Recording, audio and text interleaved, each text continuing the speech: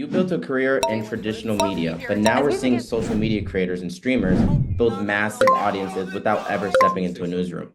From your view inside the industry, what's really changing and how can creators like us lean into that shift instead of chasing legacy paths?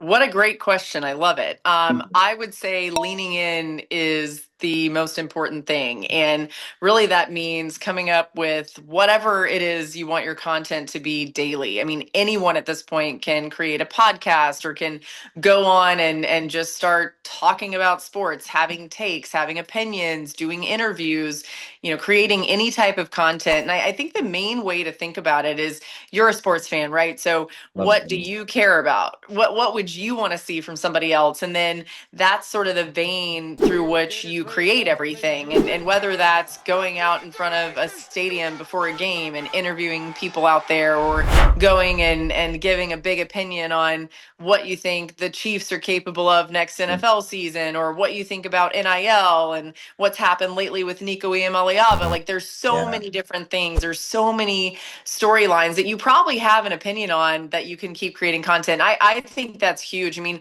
even if you ended up getting an opportunity, you wanted to go into more traditional media, what I can tell you is all of my bosses will look at you, they'll say, okay, we're really interested in him, let's see about hiring him. First thing they're going to do is go look at your social media and be like, what's he doing on social? What does he seem to care about? So anything that you have there that maybe you feel like it's not getting a ton of views or whatever, it doesn't matter because your future employer will likely be looking at it.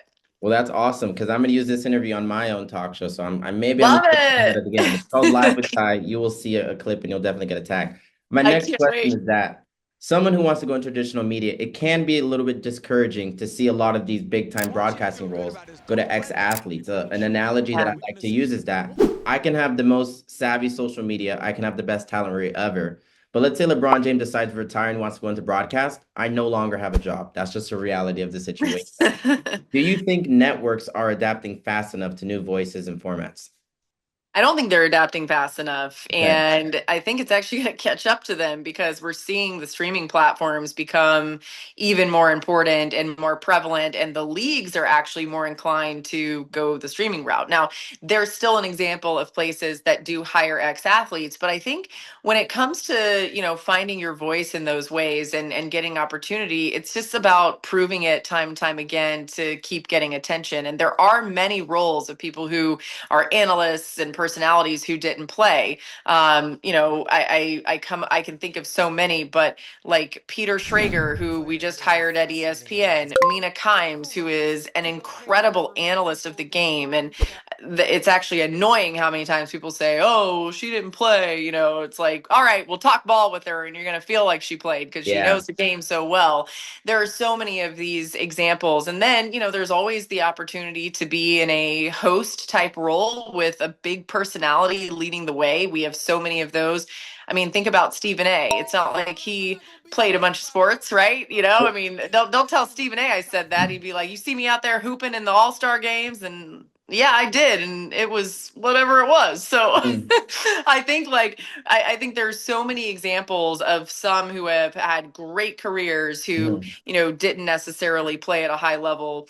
Those guys will and girls will always be hired, but there's so many spots and opportunities. There's plenty of space for somebody like you.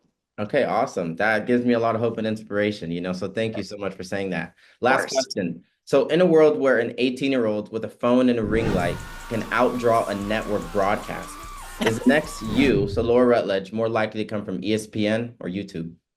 Probably YouTube, to be YouTube. totally honest. I mean, it is. It's a totally different landscape now, and I think we're seeing so many examples of that. What's Mhm. going to be interesting is young people like you and some of these other people out there, what how they decide to sort of like shape their career. We're seeing a lot kind of lean more into being a fan and also covering the Okay. game, which I don't think is a bad thing, but it's a little bit of a it backs you into a little bit of a corner. So it's interesting because I've always said you need a niche to get noticed, right? So Mm. what's your niche going to be? What's going to set you apart?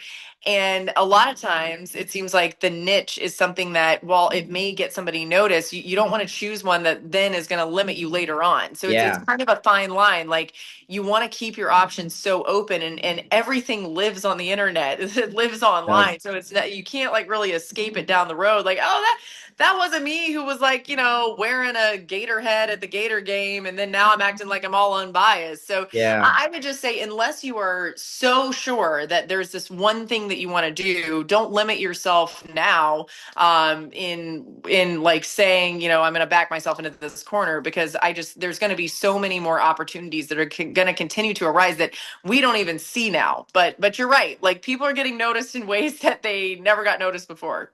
Yeah, definitely. I would love to continue our conversation, but I know time is short. I do think, more than anything else, the role of traditional media, especially in how to get noticed, is becoming more and more untraditional. And I think, my talk show, Live with Ty, if we could continue this conversation, then, I think a lot of people would benefit from that, if you're open to that. I love it. I'm totally down. Thank you so much. And, I look forward to chatting again, I guess. Sounds good.